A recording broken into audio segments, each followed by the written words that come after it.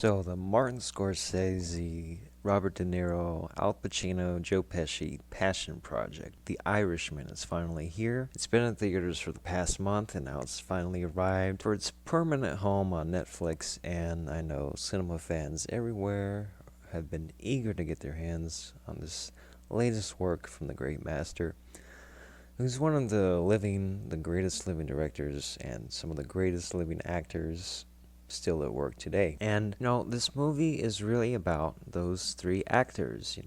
They are the actors that have dominated the promotional material, and for good reasons. Now, I just want to say, first of all, I think this is a good movie, not necessarily a great movie, and I really liked it, but I didn't necessarily love it. Now, I know a lot of people are going to be displeased by that. There's going to be a lot of, avid supporters of this film. And it is a very good film, but I just don't think it goes into any new territory.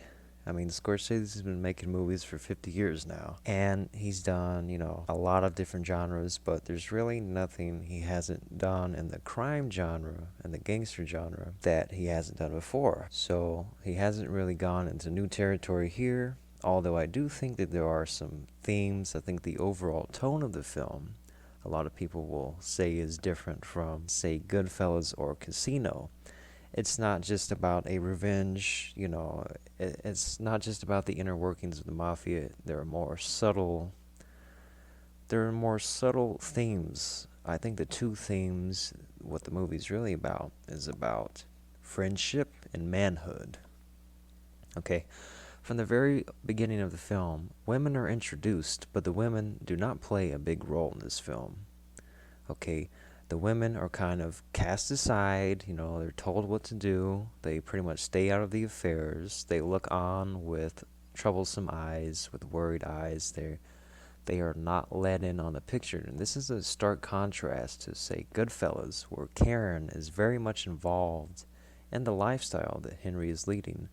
She's very much an active participant in that lifestyle, and she enjoys it, and she knows everything about it. The mob wives in this story, particularly, Frank's wife and his daughters, they are all disgusted by him as he descends into this mob asset. Of course, he can never be a made man because he's Irish. This is a theme that has been explored in many of Scorsese's works. In fact, in most of the movies, for some reason, De Niro plays the Irishman. He never actually plays the full-on Italian mobster, even though he is Italian.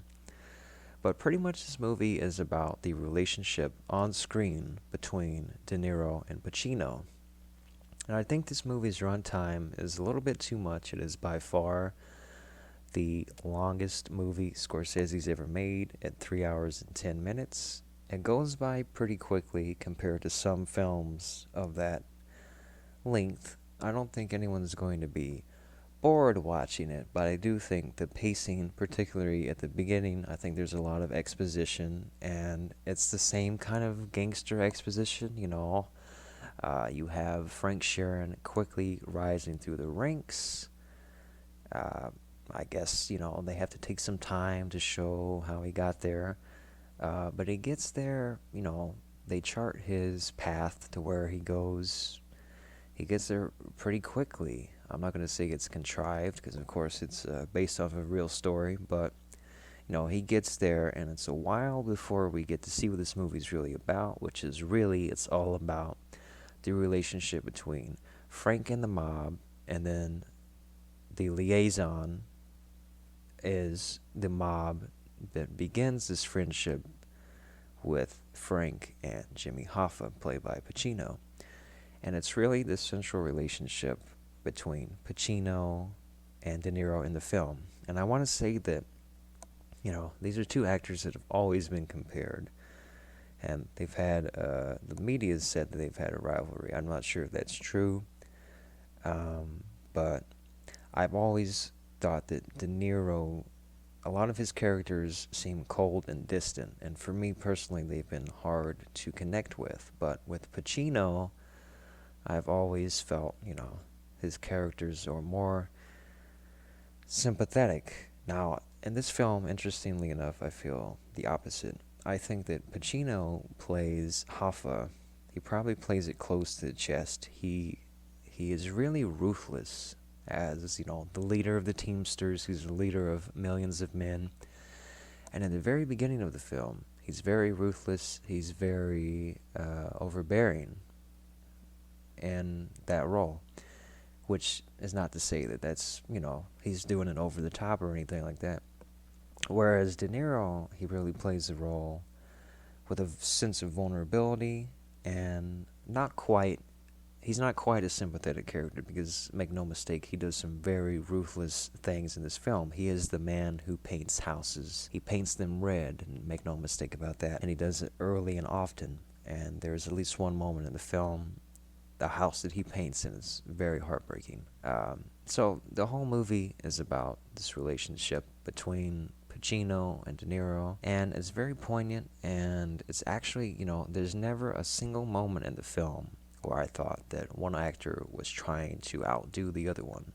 Like one was trying to chew the scene or something like that. No, it seemed like they were both in equal stature, and they really conveyed this sense of a bond, a real friendship, a real partnership as Frank Sheeran, who becomes a sort of protege to Jimmy Hoffa. And Jimmy Hoffa is well respected by the mafia.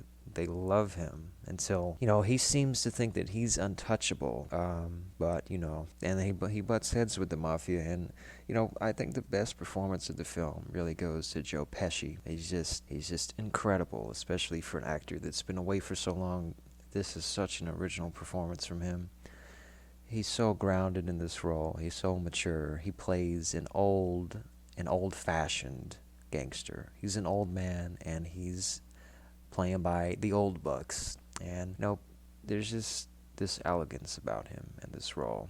And he, you can't help but enjoy his character that he plays, as this old mob boss and a dear, dear friend of Frank Sheeran. Whenever he and De Niro are on screen together, or even him and Pacino, it's just, you really you think you're watching, lifelong friends. They play lifelong friends as characters, but you're also seeing that as men, the real actors that they are. But there is an underlying betrayal in this movie, and without spoiling anything, if you know anything about history, then you pretty much know what that betrayal is, especially if you watch the end of the last trailer they released, which I think they used some alternate takes for. But there's just this, the whole point of this film is about alienation, which is what I think is a little bit different than what Scorsese's done. And of course, he's shown that before. But instead of glorifying the mafia and the mob, the end result of this film is that, we're all alone in the end. And the mob life is really lonely. And, you can have as many friends as you have. You can, manhood is very lonely. Manhood and friendships end up leaving us all alone in the end, especially when there's betrayal involved. But, there's a lot of violence. It's pretty, it's spread out. But there are a lot of very startling scenes and some really shock. There's some shock value and but nothing Scorsese hasn't done before. His films are very violent, but there's an underlying meaning behind the violence. These are real people being shown in the film, and obviously there's a little bit of perhaps some artistic license there, but you really feel like you're watching a historical play. Historical events play out. Maybe not everything is completely accurate, but there are a lot of emotions. A lot of it's subdued until the very end. But, it's really all about the three actors on screen and also some great supporting roles in there as well. It's just this dynamic that they have, this chemistry, this aura.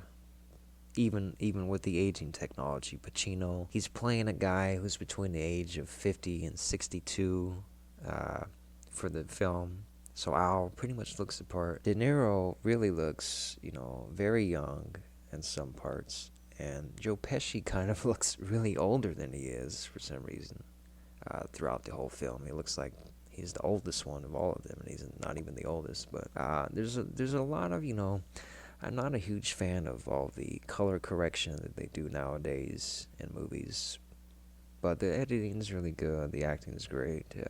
Great screenplay. All of the categories are really, really good. But to me, it's like a 3.5 stars out of 4.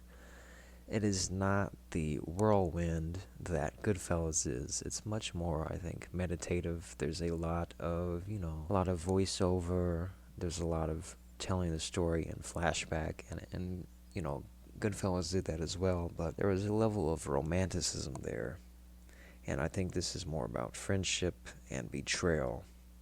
And it's a bittersweet movie. But I do think that Goodfellas and Taxi Driver and those kind of films remain more monumental and remain more original.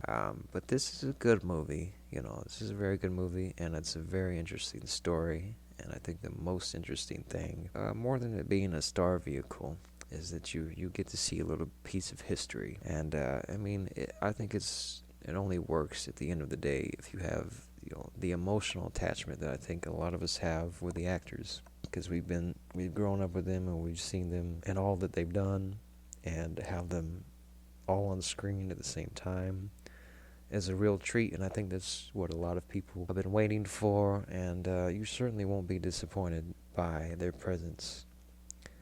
But everyone's going to think differently. I don't think it's a masterpiece. I think it's a very good film, though.